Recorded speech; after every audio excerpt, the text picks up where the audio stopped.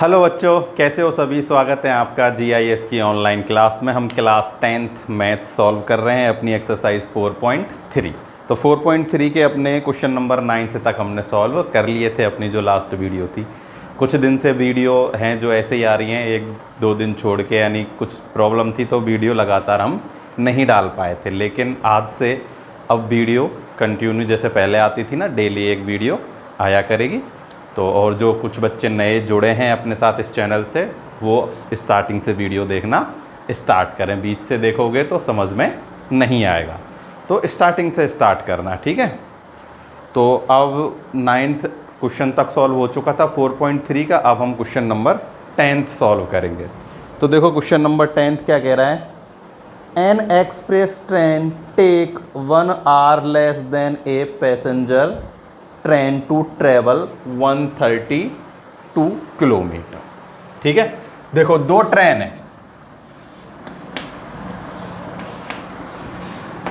क्या है? दो ट्रेन है अपने पास, एक पैसेंजर ट्रेन है और एक एक्सप्रेस ट्रेन है। ठीक है, तो इसने कहा है कि जो एक्सप्रेस ट्रेन है वो पैसेंजर से क्या लेती है, 1 hour लेस लेती है। कितना? 132 किलोमीटर चलने में। तो देखो एक्सप्रेस जो है, तो अगर हम टाइम की बात कर रहे हैं तो टाइम में टी से लेट कर लेता हूं। ठीक है, तो दो ट्रेन है, एक तो है पैसेंजर और एक है एक्सप्रेस ट्रेन। ठीक है, पैसेंजर ट्रेन में लेट कर लेता हूं कि टी टाइम ले रही है। क्या ले रही है? टी टाइम ले रही है। तो एक्सप्रेस जो ट्रेन है वो कितना टाइम लेगी? 1 hour लेस ले रही है, यानी कि t-1 टाइम ले रही है। ठीक है, देखो जैसे जैसे क्वेश्चन में है उसे क्लियर ऐसे ही हम सॉल्व करते चलेंगे तो इजी हो जाएगा। सबसे पहले लेट कर लो कि पैसेंजर ट्रेन क्या कितना टाइम ले रही है, टी टाइम ले रही है। तो एक्सप्रेस कितना दिया गया है, उसने क्वेश्चन में ही कहा गया है कि 1 लेस ले रही है। किससे? पैसेंजर से। कौन सी ट्रेन? Express train. ठीक है, कितना चलने में? 132 किलोमीटर चलने में। आगे देखो उसने क्या कहा है, बिटवीन मैसूर एंड बेंगलोर। ये बेंगलोर से मैसूर के बीच में चल रही है। ठीक है, if the average speed of the express train is, express train की दी हुई है 11 kilometre more than the passenger train. देखो ना तो हमें टाइम गिवन है और ना ही हमें स्पीड गिवन है किसकी? ट्रेन की। बस उसने ये कह दिया है कि दो ट्रेनें चल रही हैं, पैसेंजर से एक्सप्रेस 1 घंटा कम लेती है और 11 किलोमीटर फास्ट चल रही है। कौन सी? पैसेंजर से एक्सप्रेस। ठीक है, तो पैसेंजर जो ट्रेन है वो हम लेट कर लेते हैं कि x किलोमीटर पर आवर से चल रही है। कितने से चल रही है? x kilometre per hour. ठीक है, ये उसकी क्या है? स्पीड है। तो इसकी एक्सप्रेस की कितनी होगी? पैसेंजर से 11 मोर, 11 ज़्यादा है, तो इसकी क्या हो जाएगी? x plus 11 kilometre per hour. ठीक है, यहाँ तक समझ में आना चाहिए। ठीक है, दो ट्रेन हैं, कौन कौन सी हैं? एक एक्सप्रेस ट्रेन है और एक पैसेंजर ट्रेन है। अब उसने कहा गया है कि जो एक्सप्रेस ट्रेन है वो पैसेंजर से 1 घंटा कम लेती है 132 कवर करने में। ठीक है, वो मैसूर से बेंगलोर चल रही है और express train 11 kilometre more speed से चल रही है देन पैसेंजर ट्रेन। ठीक है, तो अब ये अपने पास डिटेल हो गई है कि हमने लेट कर लिया है। पैसेंजर ट्रेन का टाइम तो है t और स्पीड है x, तो एक्सप्रेस की क्या हो जाएगी? t-1 तो टाइम हो जाएगा और x प्लस 11 क्या हो जाएगा? स्पीड हो जाएगी। तो बस अब उसे मैं यहां लैंग्वेज बना के लिख लेता हूं। चलो सॉल्यूशन है ये किसका? क्वेश्चन नंबर 10 का। तो सबसे पहले लेट करते हैं, let speed of passenger train.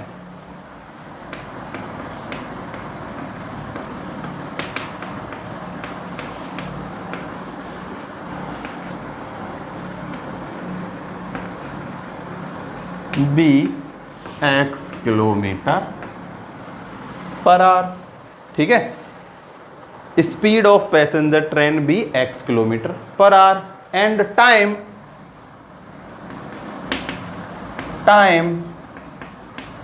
Taken to cover 132 kilometre is t, ठीक है। पैसेंजर ट्रेन का टाइम तो t है, स्पीड है x, और एक्सप्रेस ट्रेन की ये रही, ठीक। स्पीड ऑफ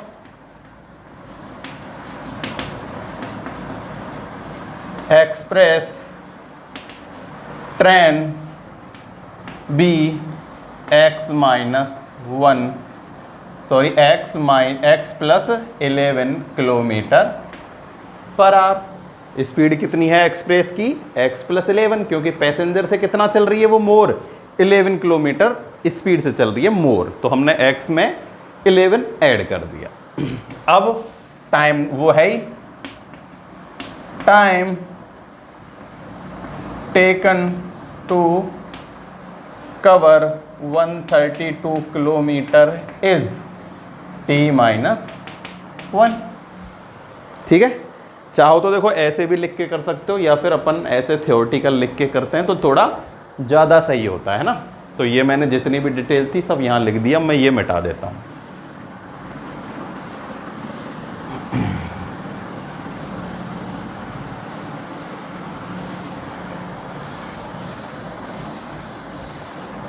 अब अपने पास दोनों ट्रेनों की क्या क्या चीज़ हैं? स्पीड भी है, टाइम भी है और डिस्टेंस भी है। लेकिन जो अपने पास क्या है, टाइम और स्पीड हैं, वो तो हमने लेट की हैं। एक्चुअल में जो अपने पास है वो क्या है? डिस्टेंस है। तो हमें पता है डिस्टेंस इक्वल्स टू क्या होता है? Speed into time.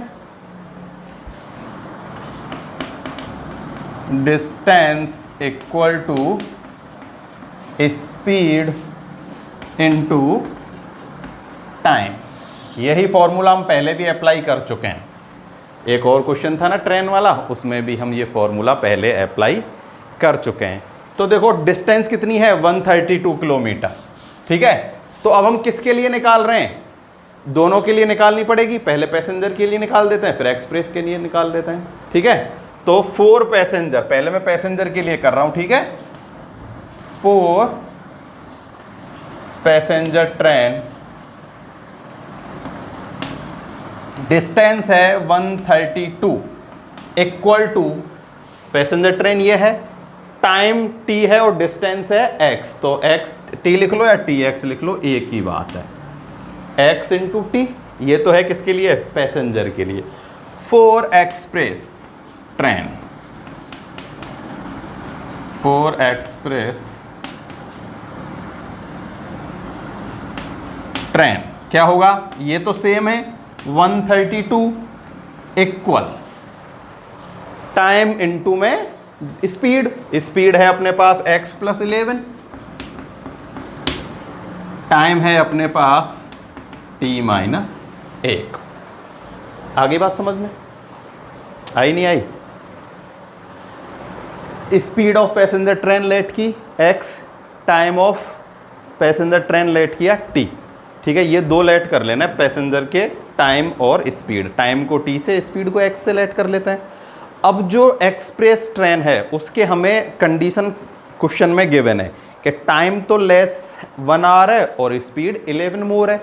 तो टाइम तो लेस कर दिया 1, t माइनस 1, और स्पीड बढ़ा दी कितनी? 11 किलोमीटर पर आवर। क्लियर?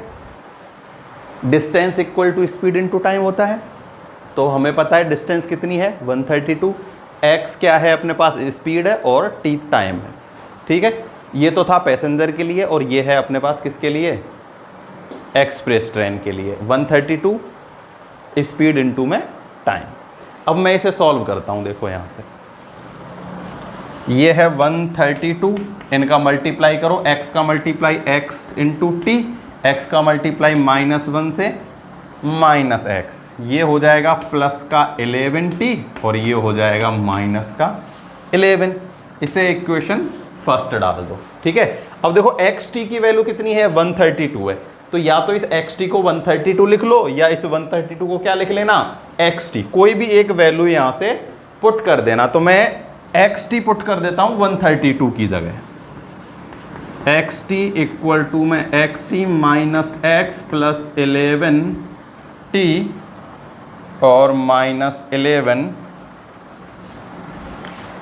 ठीक है, ये कैंसिल हो गए, xt से xt कैंसिल। यहां बचा हुआ है minus x plus 11t minus 11 equal to 0। ये कैंसिल हो गया तो इधर क्या बच गया, इक्वल टू में 0 बच गया। एक बार फिर से मल्टीप्लाई करके देखना, xt माइनस के x 11t और माइनस के 11, ठीक है, ठीक है यहाँ तक, ठीक है। अब देखो अपने पास दो वेरिएबल हैं, x भी है और t भी है। ये मैं आपको पहले ही बता चुका हूँ, हमेशा क्वाड्रेटिक इक्वेशन में वेरिएबल 1 ही होना चाहिए। तो मैं क्या करता हूँ, ये मुझे t हटाना है यहाँ से। तो देखो इक्वेशन 1 से t की वैल्यू फाइंड करो। t की वैल्यू क्या होगी, 132 अपॉन x। ये 130 के नीचे 132 के नीचे क्या आ जाएगा, x आ जाएगा अपॉन में, तो t की वैल्यू आ जाएगी। तो मैं t की वैल्यू पुट कर देता हूँ यहाँ, ठीक है, इसमें। तो put the value of t,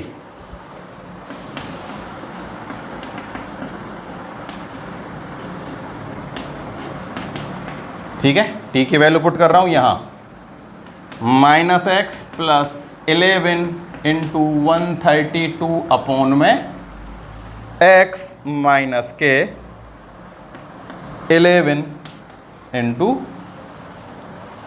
0, ठीक है। अब देखो क्या करना है, अपॉन में x है, पूरी इक्वेशन में या तो x से मल्टीप्लाई कर लो या एलसीएम लेके x को 0 में मिला दो, कैसे ही कर सकते हो। तो मैं क्या करता हूँ, सब में x से मल्टीप्लाई कर देता हूँ इक्वेशन में, ठीक है। तो ये तो हो जाएगा माइनस का एक्स स्क्वायर, ये x से x कैंसिल हो जाएगा। तो 11 का मल्टीप्लाई करना है 132 से। तो देखो 11 2 जा 22, कैरी हुआ 2, 11 3 जा 33 और 2 35 का 5, कैरी हुआ 3, 11 1 जा 11 और 3 14, और यहाँ हो जाएगा माइनस का 11x इक्वल टू 0, ठीक है। अब देखो फर्स्ट जो नंबर है नेगेटिव है, तो मैं नेगेटिव से मल्टीप्लाई करूँगा, ये मुझे पॉजिटिव चाहिए हमेशा। तो मैं यहाँ जब नेगेटिव से मल्टीप्लाई करूँगा तो ये पॉजिटिव हो जाएगा, एक्स स्क्वायर। ये मैं पहले लिख लेता हूँ, नेगेटिव से पॉजिटिव हो जाएगा और ये हो जाएगा नेगेटिव।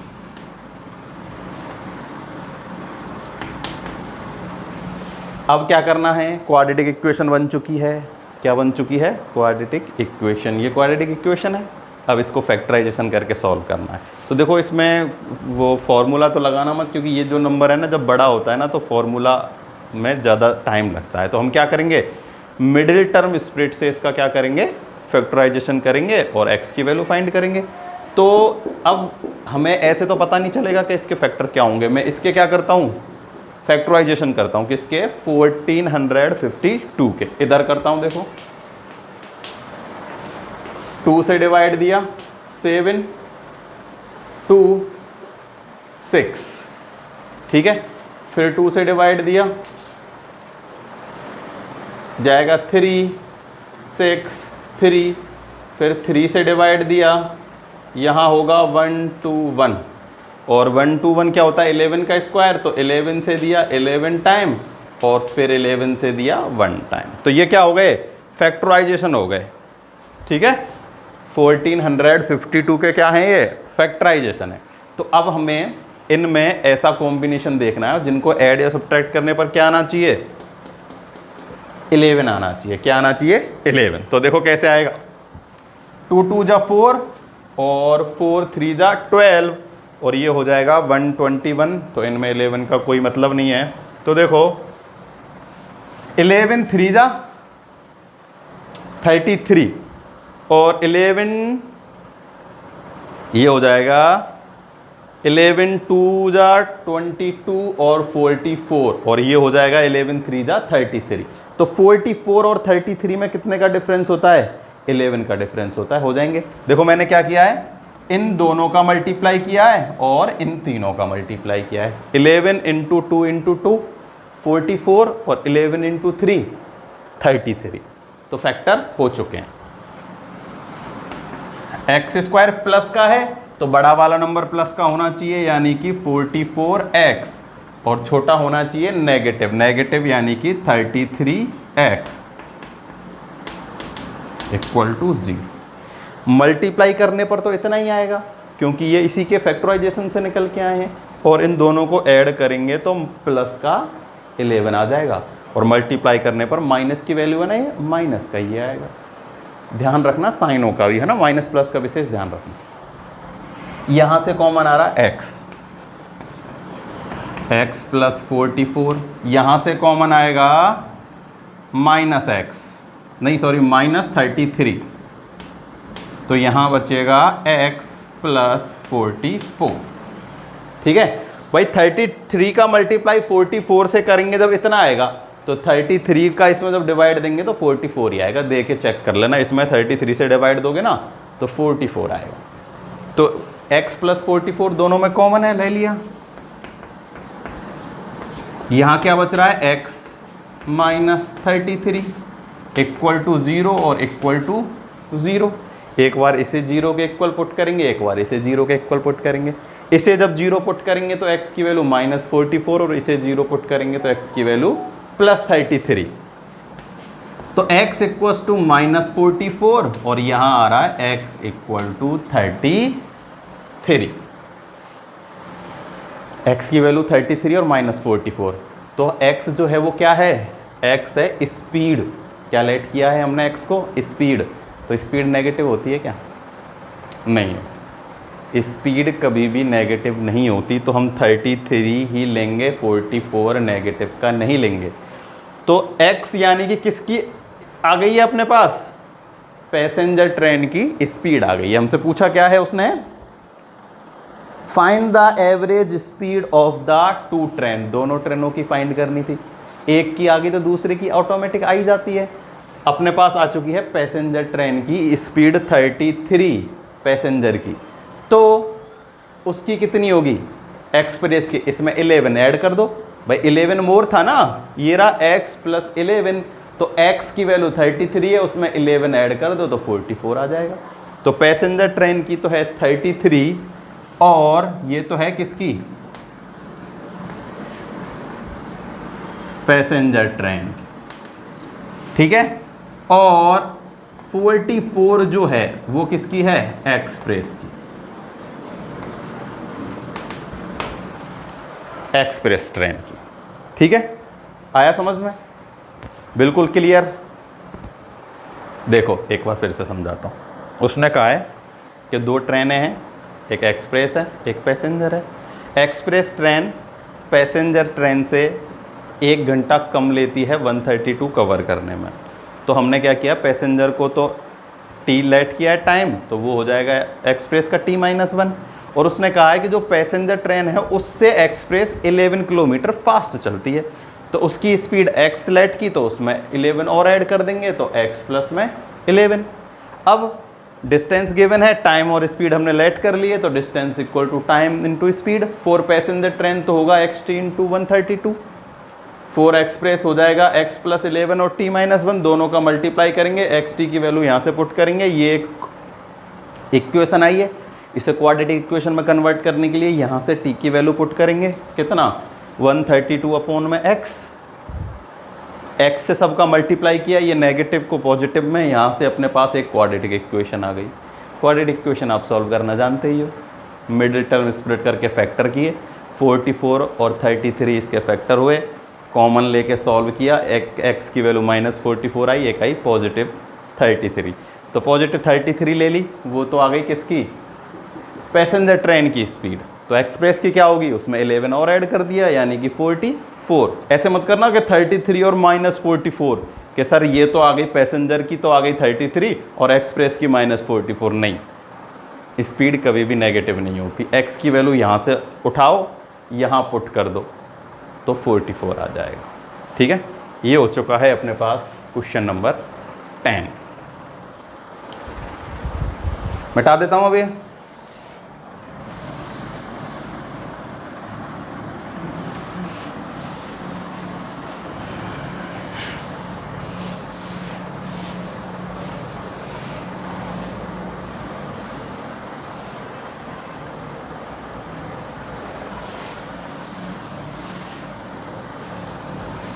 देखो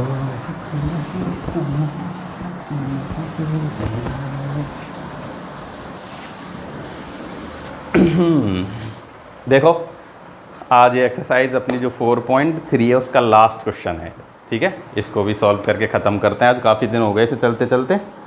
तो sum of the two area of two square is 468 metre square. Sum of areas of two square, दो स्क्वायर है अपने पास।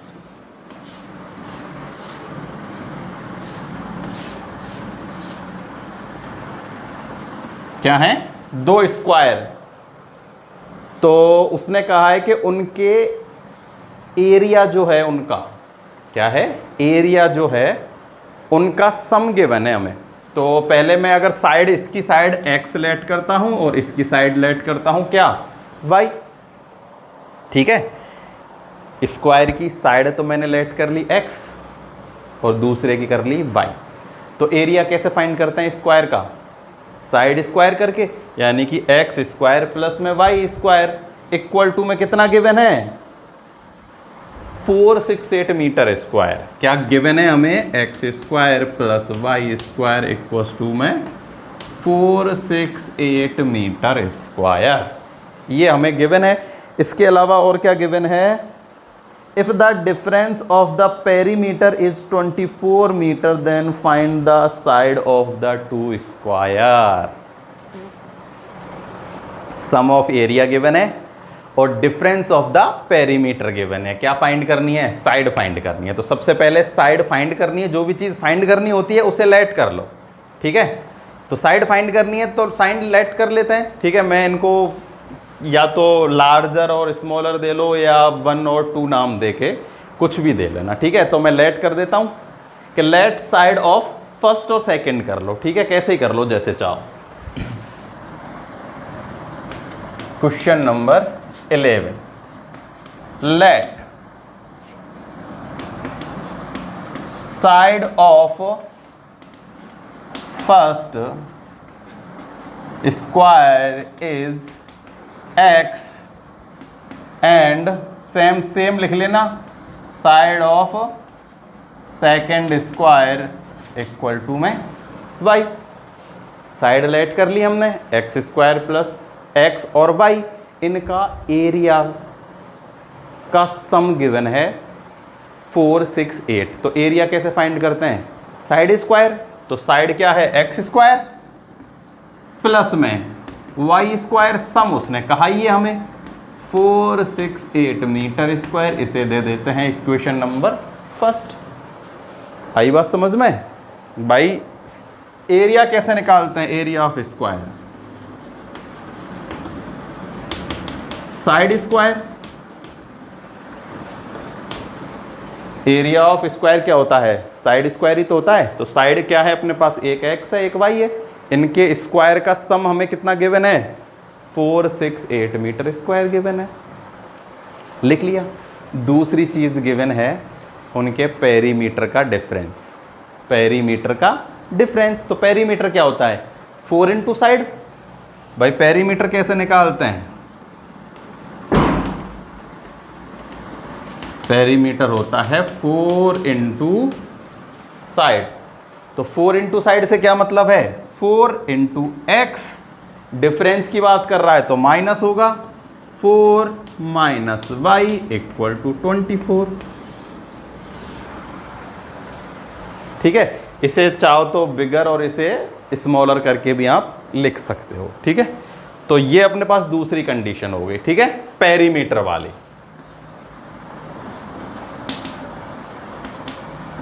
पेरीमीटर, पेरीमीटर से क्या मतलब है, 4x minus 4y equal to में 24। ये मैंने अपनी मर्जी से नहीं लिखा है, ये हमें क्वेश्चन में गिवन है कि उनके पेरीमीटर का डिफरेंस कितना है, 24 है।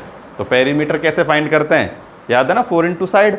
तो 4 into side minus 4 into side equal to में 24।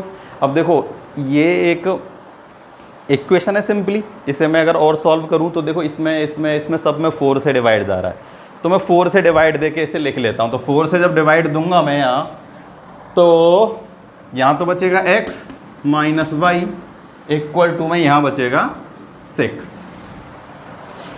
ठीक है, अब यहाँ से किसी की भी वैल्यू फाइंड कर लो, या तो x की वैल्यू फाइंड कर लो या y की वैल्यू फाइंड कर लो। x minus y equals to 6 है। अगर मैं x की वैल्यू फाइंड करूँ या y की वैल्यू फाइंड करूँ, देखो मैं y की वैल्यू यहाँ से फाइंड करता हूँ, तो y को इधर भेज देता हूँ, 6 को इधर भेज देता हूँ, तो y तो पॉजिटिव हो जाएगा और 6 क्या हो जाएगा, नेगेटिव। तो x माइनस 6 इक्वल टू आ चुका है y। इक्वेशन 2। अब मैं इक्वेशन 2 कोई वैल्यू यहां पुट कर देता हूं, इसमें y की वैल्यू यहां पुट कर देता हूं, तो value put the value of y in equation first, यहां वैल्यू पुट कर देता हूं मैं। तो ये तो एक्स स्क्वायर है प्लस y की वैल्यू है x माइनस 6, और यहाँ y का स्क्वायर है तो यहाँ भी क्या लगेगा, स्क्वायर लगेगा, और इक्वल टू में है 4 6 8।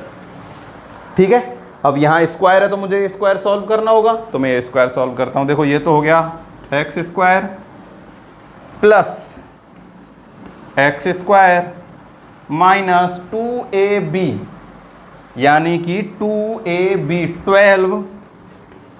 12x और प्लस में 36 इक्वल 4 6 8।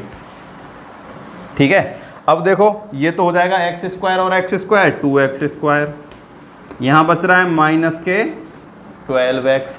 अब मैं इसको इधर ले लेता हूँ तो नेगेटिव में आएगा। ठीक है, 4 6 8 इधर नेगेटिव में आएगा, यहाँ पॉजिटिव का 36 है, यानी इसमें से मैं पॉजिटिव का 36 पहले ही हटा के यहाँ लिख लेता हूँ। तो माइनस के अपने पास कितने बचेंगे, यहाँ तो बचेगा 2 3 और 4, यानी कि 4 3 2 बचेगा और इक्वल टू आएगा 0। आई बात समझ में? ये क्वाड्रेटिक इक्वेशन बन चुकी है, लेकिन देखो सब में 2 से डिवाइड जा रहा है, तो मैं सब में 2 से डिवाइड देके लिख लेता हूँ, सिंपलेस्ट फॉर्म में लिख लेता हूँ। तो यहाँ तो हो गया x square minus 6x minus 216 equal to 0। ये मिटा देता हूँ मैं, क्योंकि ये सारी डिटेल में यहाँ लिख चुका हूँ। ठीक है,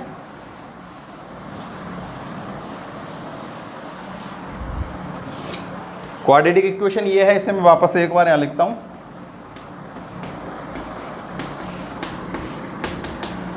देखो ये क्वाड्रेटिक इक्वेशन आ गया, इसके फैक्टराइजेशन करना है कैसे, मिडिल टर्म स्प्लिट करके। तो मिडिल टर्म स्प्लिट करनी है, तो अब देखो वैसे तो हम अंदाजा तो लगा नहीं सकते, तुक्का मारेंगे नहीं। हाँ, क्या करेंगे, मैं इसके फैक्टर करता हूँ 216 के। 2 से डिवाइड दिया, कितना आएगा 108। फिर 2 से डिवाइड दिया 54, फिर 2 से डिवाइड दिया 27। अब इसमें 2 से जाएगा नहीं, 3 से टाइम जाएगा 9, फिर 3 और फिर 3 1 आ जाएगा लास्ट में। ठीक है, तो ये 216 के फैक्टर हो गए। अब हमें इसको बस ऐसे 2 ग्रुप में डिवाइड करना है कि उनका एड या सब्ट्रैक्ट कितना आना चाहिए, माइनस का 6 आना चाहिए। कितना आना चाहिए, माइनस का 6। तो देखो ये हो जाएगा 2 2 जा 4 2 जा 8, 3 3 जा 9 और 27। नहीं, ऐसे काम नहीं चलेगा। तो 3 2 जा 6 और 2 जा 12, 3 3 जा 9 और 9 2 जा 18। 18 माइनस 12 करेंगे तो 6 आ जाएगा। ठीक है, देखो ये 3 2 जा 6, 2 जा 12, 3 तो ये, और 3 3 जा 9, 2 जा 18। तो 18 और 12 हो चुके हैं फैक्टर। एक्स स्क्वायर ये नेगेटिव है, तो माइनस के तो नेगेटिव तो आएंगे 18 और 12 आएगा पॉजिटिव, तभी तो ये नेगेटिव बचेगा। ठीक है, तभी तो यहाँ नेगेटिव का 6 बचेगा। 18 तो नेगेटिव और 12 पॉजिटिव, मल्टीप्लाई करेंगे तो नेगेटिव का 216 आ जाएगा। ये मैं मिटा देता हूँ। यहाँ से तो कॉमन आएगा x, क्या बचेगा x माइनस 18। यहाँ से कॉमन आएगा प्लस के 12, तो बचेगा x माइनस 18 इक्वल टू 0। ठीक है, x माइनस 18 यहाँ से कॉमन आया, अपने पास बच गया x प्लस 12 इक्वल्स टू 0। एक बार इसे 0 पुट किया, एक बार इसे 0 पुट किया। इसे 0 पुट करेंगे तो x की वैल्यू आएगी 18 और यहाँ से आएगी -12। अब देखो x क्या है अपने पास, साइड ऑफ द स्क्वायर। क्या है, side of the square. Negative हो सकती है क्या साइड? नहीं हो सकती, ठीक है। तो x जो है वो फर्स्ट की थी, फर्स्ट था ना, तो साइड ऑफ फर्स्ट स्क्वायर आ गई 12। Side of first square equals to 12। तो सेकंड की क्या होगी, देखो ये रहा, यहां मैं वैल्यू पुट कर देता हूं, ठीक है, या कहीं भी यहां पुट कर दो, यहां कर दो, एक ही बात है ना। इक्वेशन 2 में किसकी वैल्यू पुट कर दो, x की। तो x कितना है, सॉरी x है 18, ये तो माइनस का है ना, तो 12 नहीं, कितना आएगा 18। x की वैल्यू पॉजिटिव कौन सी है, 18 है, तो 18 आएगी। अब x की वैल्यू 18 यहाँ पुट करो, तो x - 6 यानी 18 - 6 कितना हो जाएगा, 12 हो जाएगा। क्या हो जाएगा, 12। साइड ऑफ सेकंड स्क्वायर हो जाएगा 18 - 6 इक्वल टू में 12। तो ये आ चुका है अपने पास दूसरे किसका, स्क्वायर का साइड। तो इन दोनों का स्क्वायर करके देख लेना, 18 और 12, उनका सम कितना होगा, 468 ही होगा। और पैरामीटर जब फाइंड करोगे ना तो इतना ही आएगा माइनस का। देखो करके देखो, 18 × 4 करके देखो कितना होता है, 72। 72 में से कितना, ये हो जाएगा 48। कितना हो जाएगा, 48। सब्ट्रैक्ट करके देखो 24 ही बचता है। तो अपनी कंडीशन भी दोनों क्या हो चुकी हैं, इस पे फिट बैठ चुकी हैं। तो ये हो चुका है अपना क्वेश्चन नंबर 11th भी कंप्लीट। तो आज ये अपनी 4.3 एक्सरसाइज कंप्लीट हो चुकी है। अब जो नेक्स्ट अब डेली वीडियो आए करेंगी है ना, तो जैसे ही आपको डेली अपडेट हम दे ही देते हैं। तो जो भी आप लोग पढ़ रहे हो लगातार पढ़ते रहना। आज के लिए केवल इतना ही। Thank you.